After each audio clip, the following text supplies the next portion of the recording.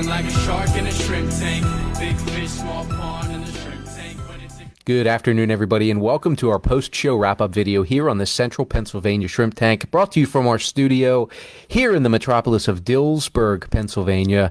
I'm your host, Nathan Bowden, alongside my wonderful co-host, George Buck, President and CEO of the West Shore Chamber of Commerce. And we just got done interviewing Aaron Holbrook, who's the CEO of C&Z Construction.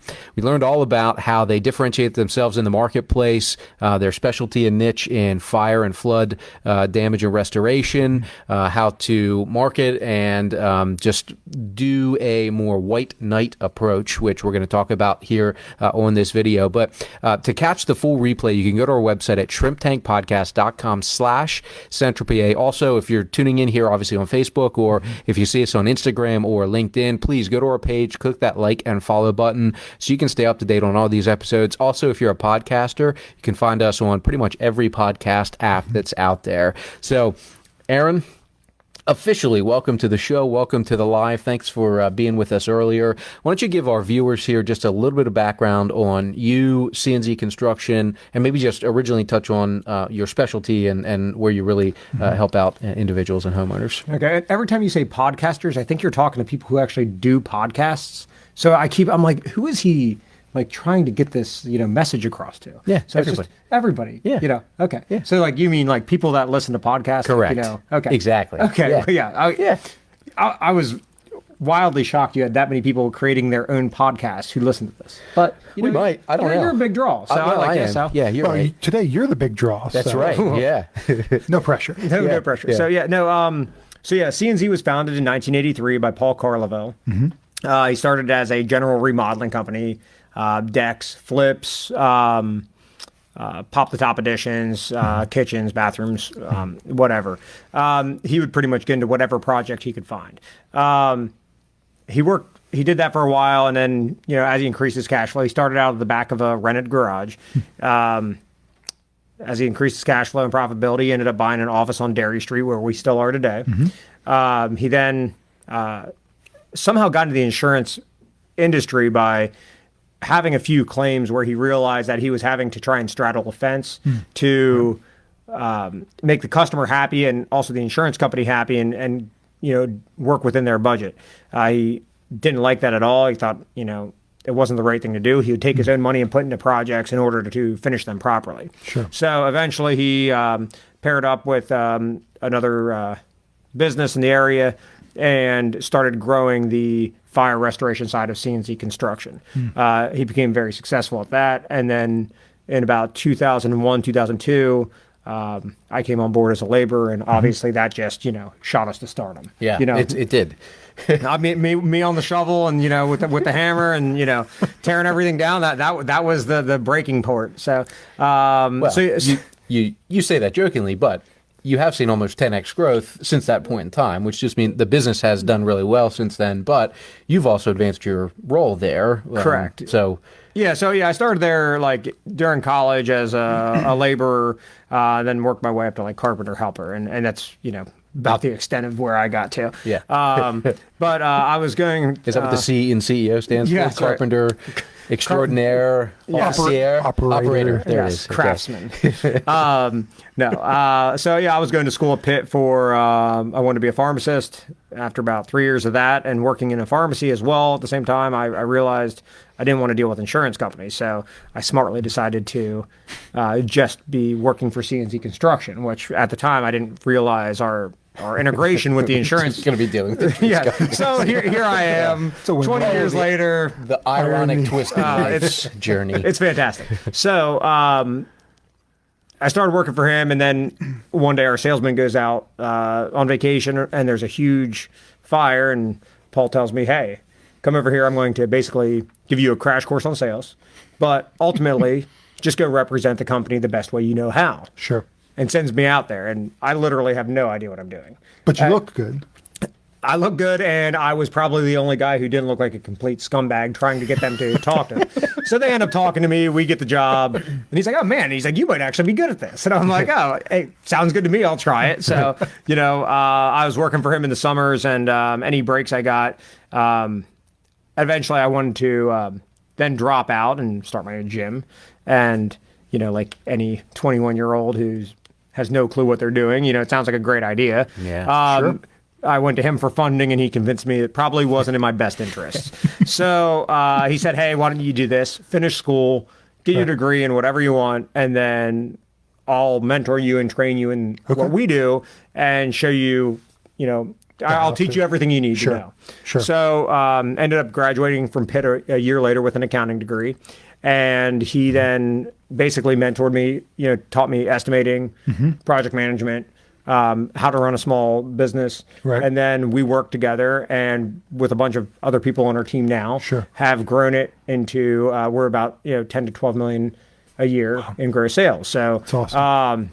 yeah, I mean, it's been great. I mean, he's taken a lot of time and given me as much attention as I needed. He's given me the space I've needed also to grow. Right. And he allowed me to build a great team as well. Like we have a tremendous team at C&Z, a lot of long-term employees and a lot of younger guys and newer guys to the team that have really greatly added to our strengths. That's awesome. And I mean, fire restoration's our niche.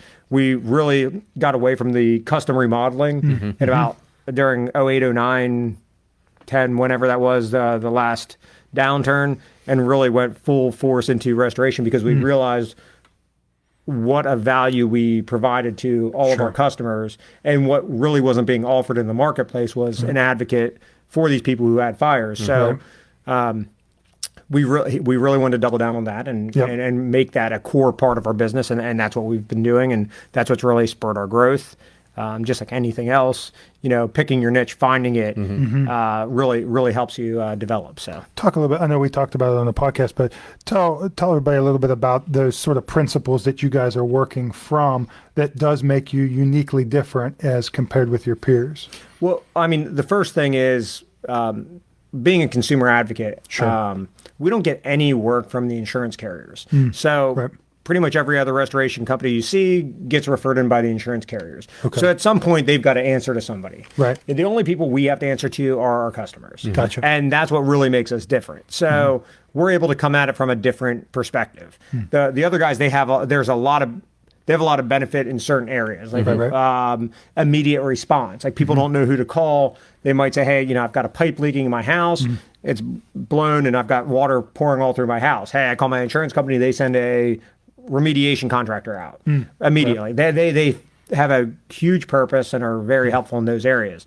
For us, we're more concerned about the large loss fires, where we can really help people, and that's what we like to do. That's where we make the biggest difference. That's where we're the most value to these people. There's nothing better than seeing somebody on the night when their house is burned down and they're crying and you're there and you're comforting them and telling them, hey, it's going to be okay. Like, we've got you. It's fine. And then giving them their keys a few months later back into their beautiful home that's completely remodeled.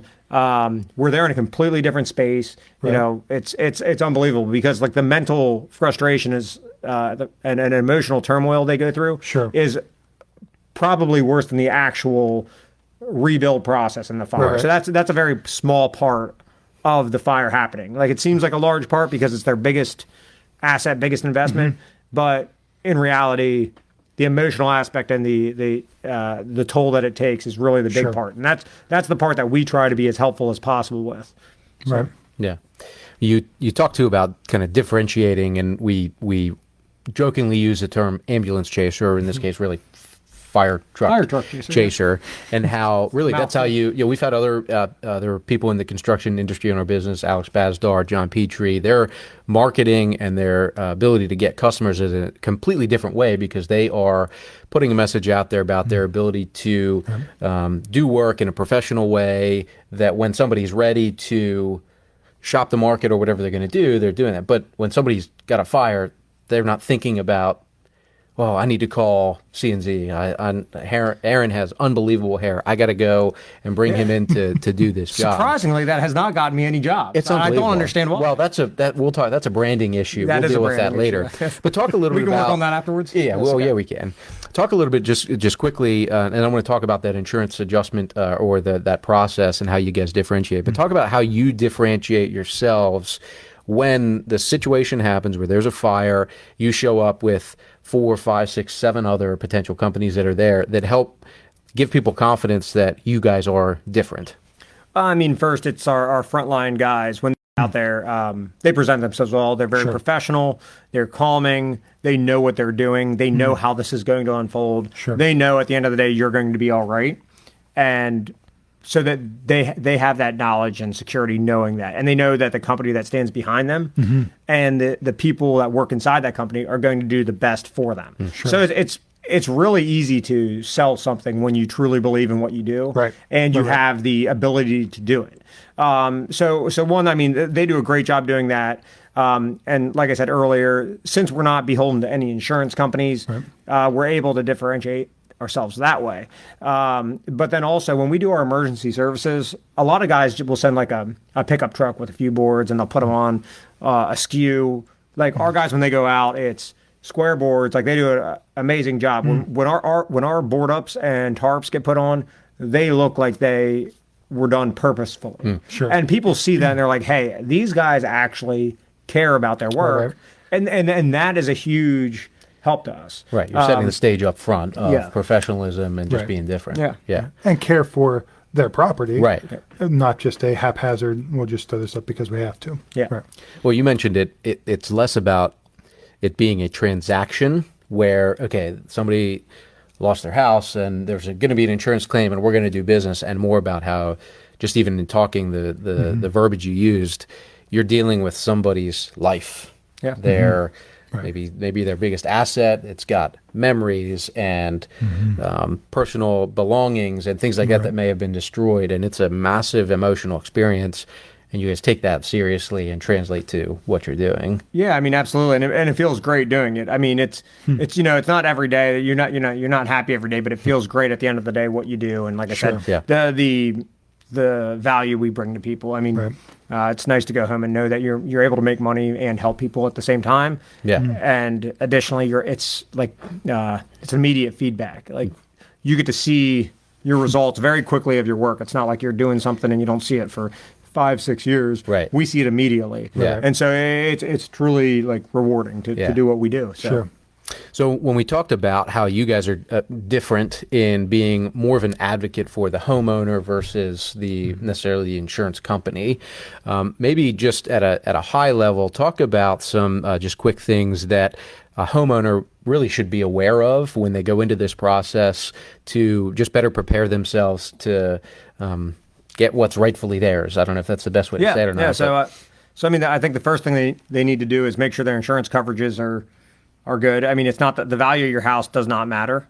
It's the cost to rebuild it. So whether you're in, like this in the city where you got a triple brick masonry house, or you live in Forest Hills and you've got a sprawling, 10,000 foot, stick built house, you have to know what the cost of construction are for your area and what they are, because it doesn't matter if your house is worth $50,000 if it takes $200,000 to rebuild. Right.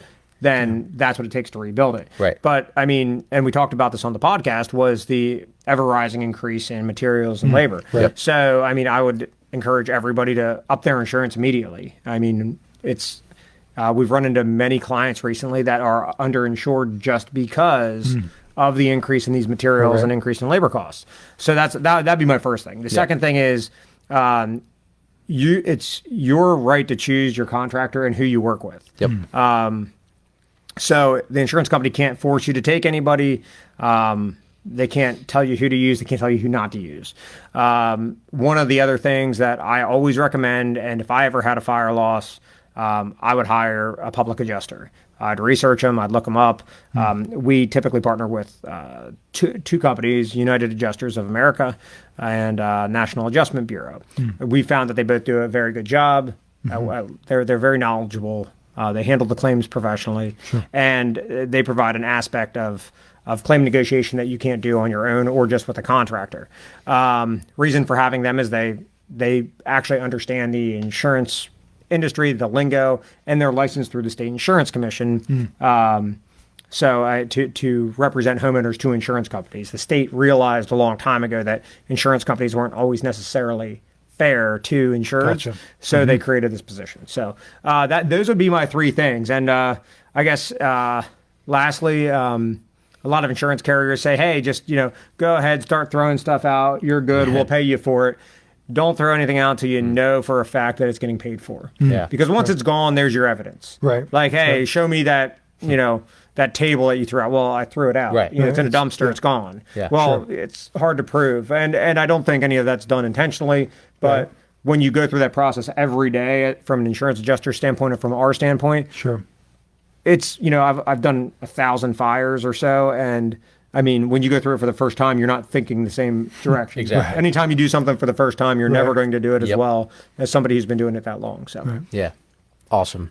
Well, Aaron, thank you for all that you guys do here in our community, for being an advocate for homeowners, for not just being an advocate for them, but for being a real a conduit to getting their life back to what it was before a disaster. So we're so thankful that you're here in Central PA doing this work.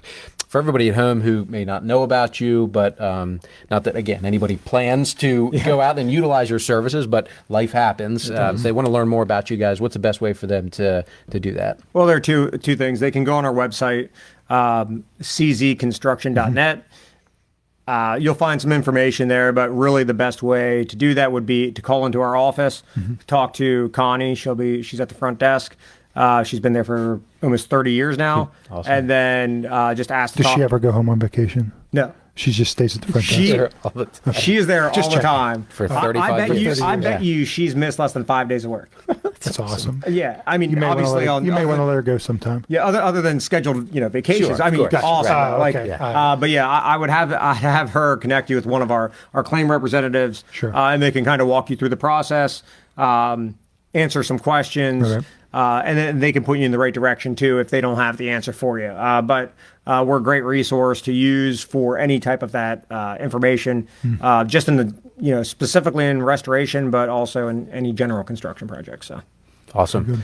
Well, thank you again so much. And again, everybody at home, not that you're seeking out opportunities to use C&Z for any of this work, but if you find yourself in a position where disaster strikes, these are the first people you want to contact to make sure that you're taken care of and that you can get your life back to the way it was before. Absolutely. So, yeah. So appreciate you having me on the show. Thanks for coming on. Thanks for all your insight. George, always great to see you. Everybody at Appreciate it, sir. home, thanks for tuning in. We'll see you on next week's episode of the Central PA Shrimp Tank. Take it easy. I've been feeling like a shark in a shrimp tank. Big fish, small pond.